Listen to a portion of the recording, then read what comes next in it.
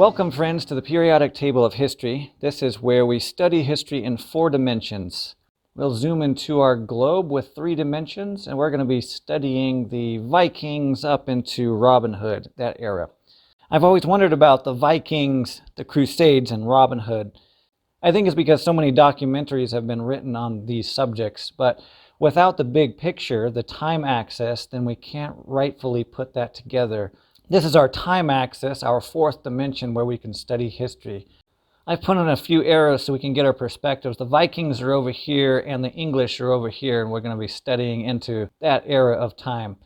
We've been studying along this line of Adam to Noah, Shem, Ham, Japheth, the Japhethitic line of Greece, then down into the Trojan War, Rome, Brutus of Britain. And we're down here about 900 to 1200 is what we'll be covering.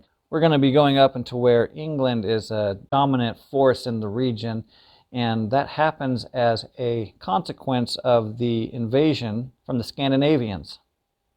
So the Scandinavians are up here. This is the Scandinavian peninsula. You start seeing the Danish and the Swedish come out in history.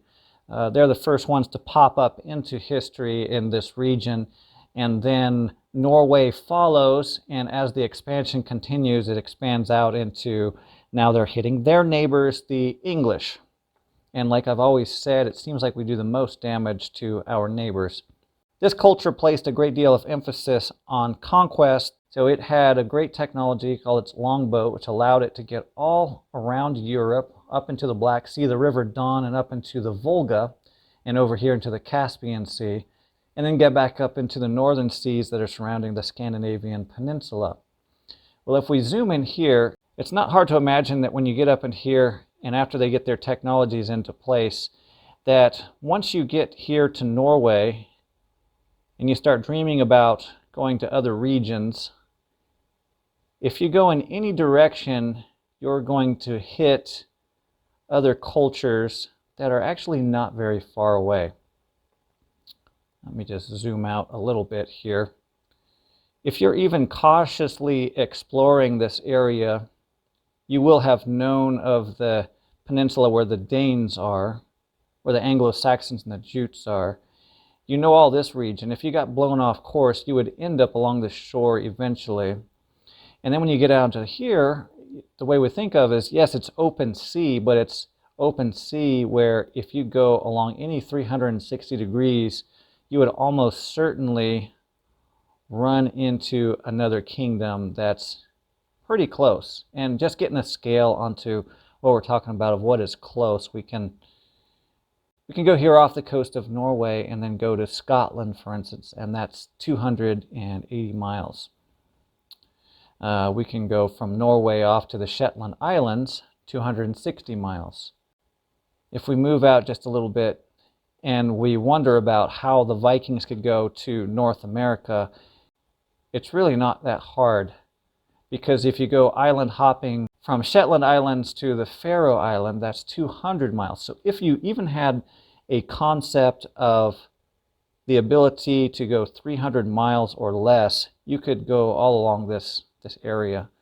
See, we can go again from the Faroe Islands to Iceland. That's less than 300 miles. They were a culture that really tried to explore all the tributaries. So once you hit Iceland and then you explore around it, next person up that wants to be ambitious could just go across from Iceland into Greenland, and see there again, that's 223 miles. See, as long as they had the technology to go 300 miles, you can see how they could island hop all the way over to North America, which they did. And here's another one. We can measure this last one. If we're going from Greenland up into Canada, see, that's 210 miles. No problem at all. So we get back over here into the land of the Scandinavians, which included the Swedish, the Danes, the Norse, and the Vikings. Certain kings would encourage, don't necessarily raid your own people, but raid other people. That wasn't always true with all the kings. And with this mentality of raiding, conquering people, stealing, of course they're going to end up in England, which they did. So we can go in here to the English perspective. And remember, the Anglos and Saxons, they had already made a conquest into the British Isle.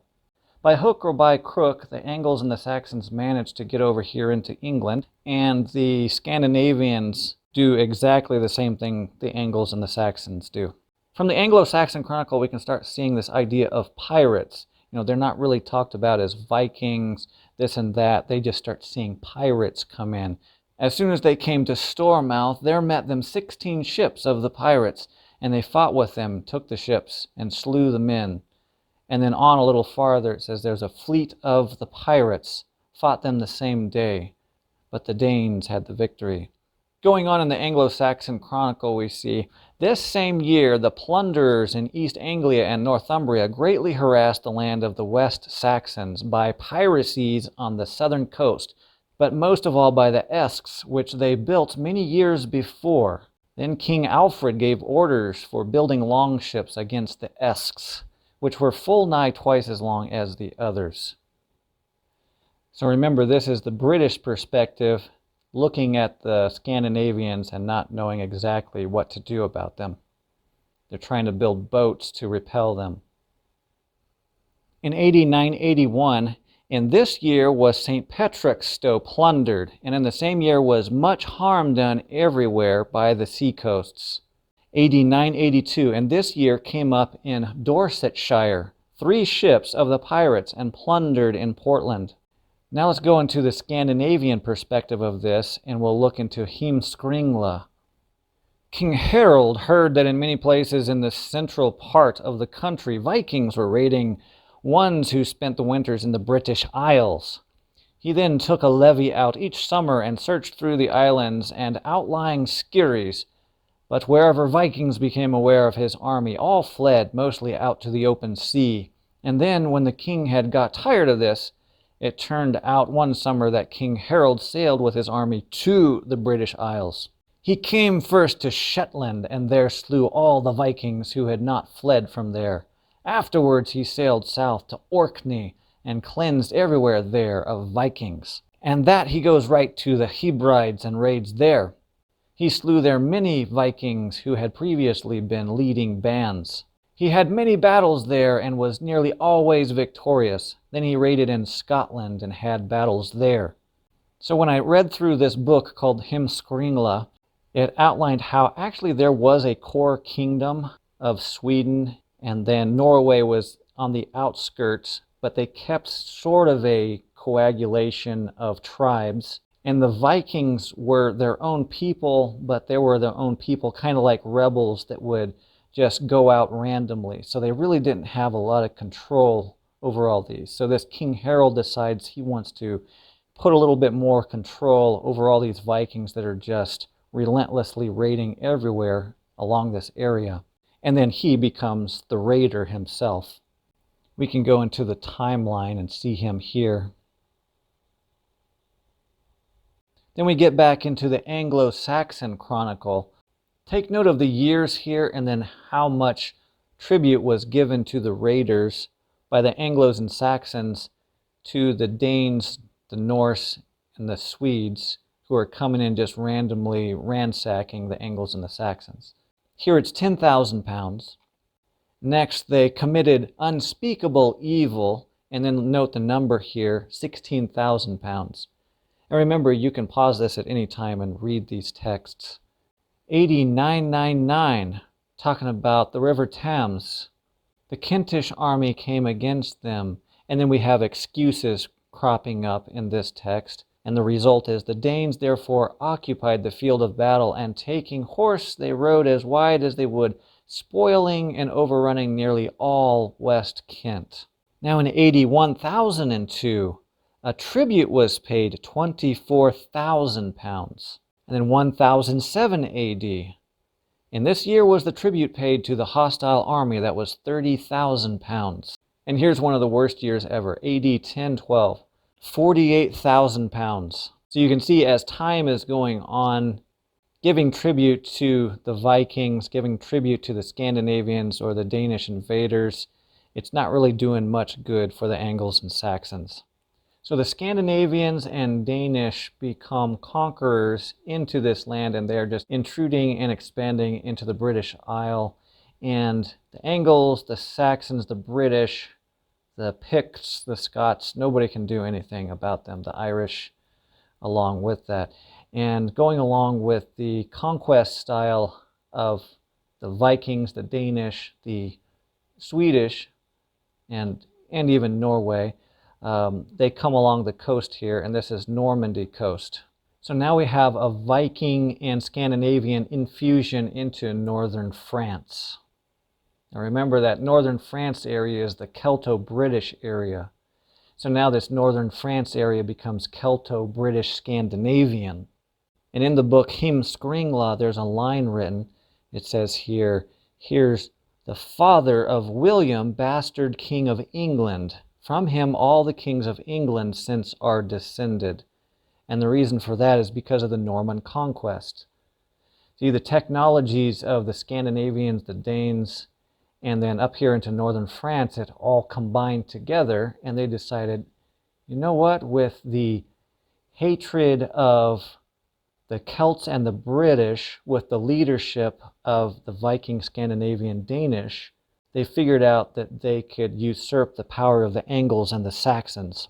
So what the Angles and the Saxons did to the British, the Viking Scandinavians, with the help of the British and the Celts, did to the Anglo-Saxons. So you have a feedback loop happening right here. And that feedback loop is just because there's nowhere else to go. There's nothing but water out here. So Eric Bloodaxe, he gets in on the action where Ireland is concerned. And we can read this here. Eric raided around Scotland and Bretland, Ireland, and Vaeland. So the Irish are not safe in all of this.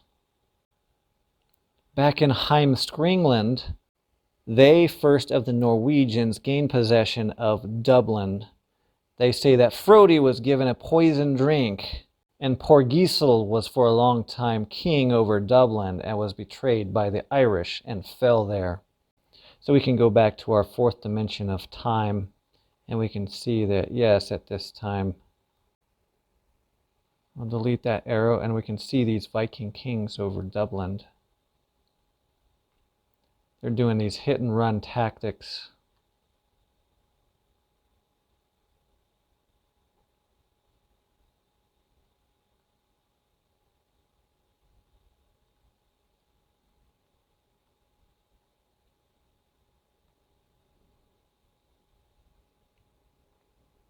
And they can't govern real well, but they can sure wreak a whole lot of havoc.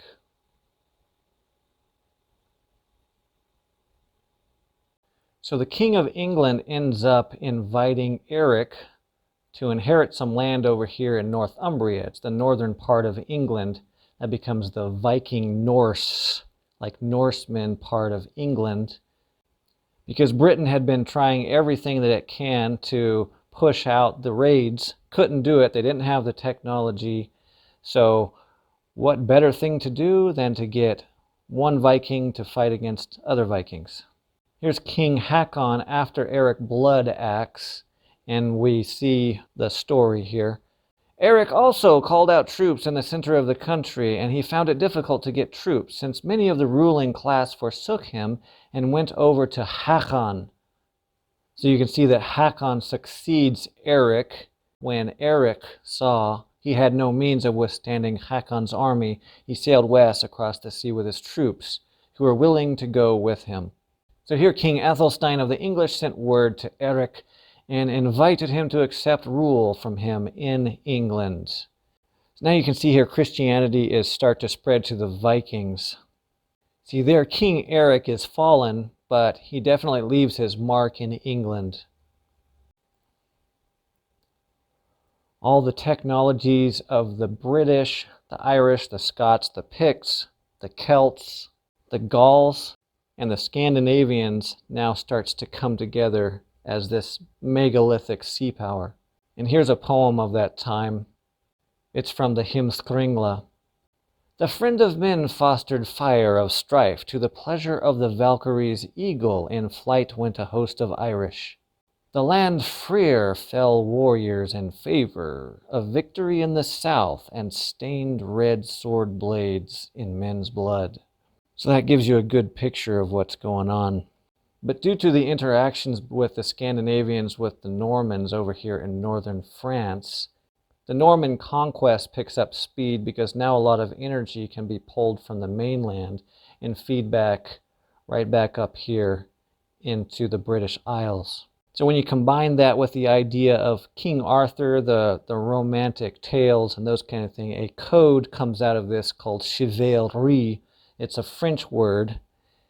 This culture starts picking up equestrian technologies, and they start combining the idea of nobility and honor and character and the use of the horse to make a spearman knight. And they start developing the knight's code.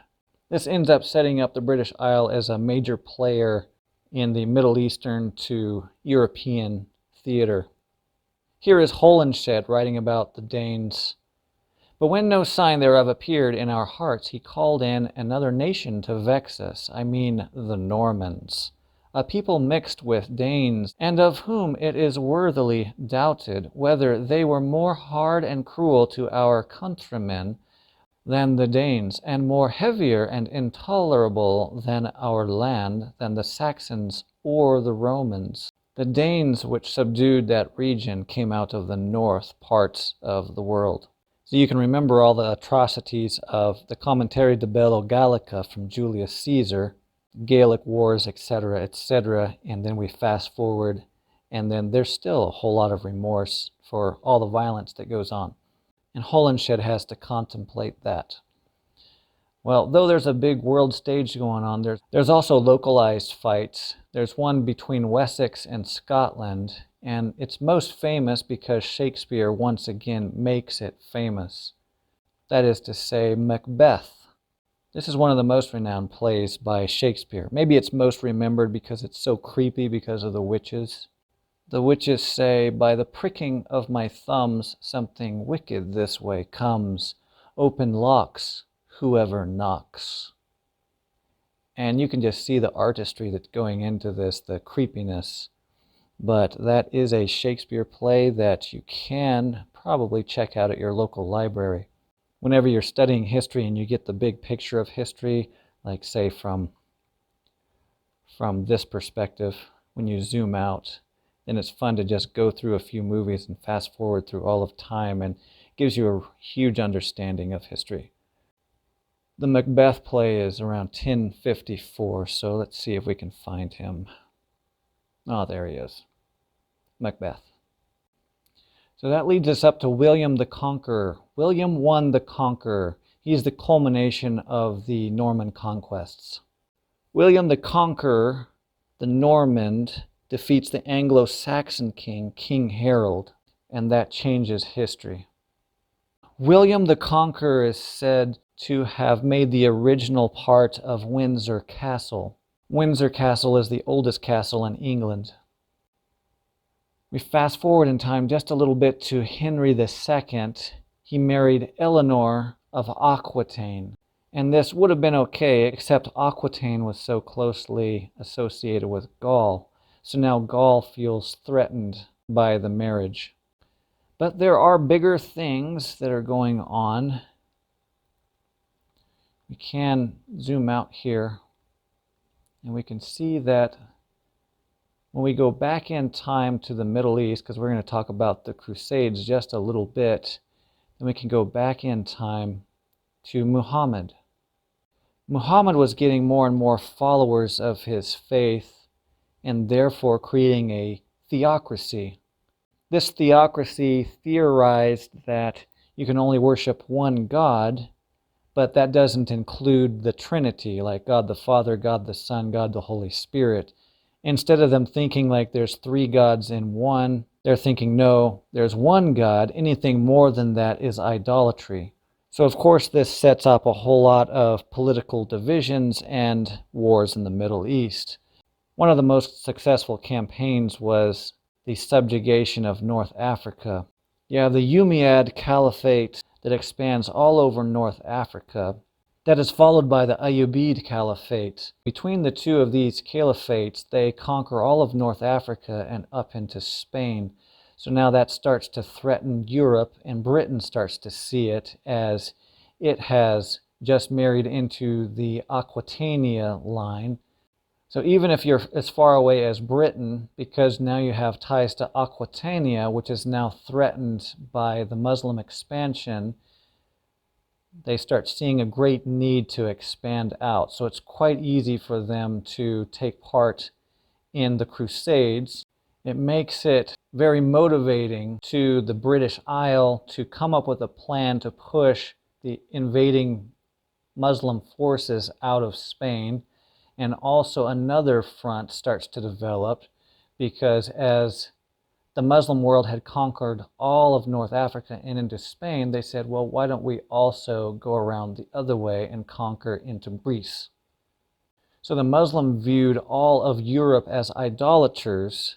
And when you look into the Quran, it says, so when the sacred months have passed, slay the idolaters wherever you find them, and take them captive and besiege them and lie in wait for them in every ambush. Taking into consideration that Europe was a Christian country, they considered Jesus a false prophet then, Muhammad as a true prophet. Therefore, they had to stamp out idolatry, and that meant stamping out all the people that don't believe in a singular one God. So they can repent as long as they say Allah is the only God and Muhammad is the prophet, but if they don't, then they are to be killed. There were 9 different crusades then that tried to push out this invasion. The first few of them, 1095 to 1099. The second one was 1147 to 1150. The third one, 1189 to 1192, which this is the one that Saladin has a big part into, and Richard the Lionheart. Here are various depictions of them. Here's Richard Lionheart, or Richard the Lionhearted. And then we can also go over here as Saladin plays a big part in that. So when we zoom very far out, and then we can go into the Egyptian dynasties, and we can see Saladin here. And the major theater of this war starts happening through Greece and Turkey and over here into the Middle East. The Christians wanted to have access to Israel because they considered it a holy spot. But in Islam, utopia would be depicted by killing all of the Europeans. So this is not going to end very well for sure, we all know. And here are a few depictions of battles going on with the different crusades. Quite a bit of study has gone onto this, and those deserve their own videos in their own right. We'll go back to Richard the Lionheart, because he's right in here. 1189 to 1199, so remember, Saladin died in 1193. So it is said that Robin Hood is a part of this third crusade. Robin Hood may have been over here in the Holy Land at some time, and then he makes his way back over into the British Isles, which is now being called England.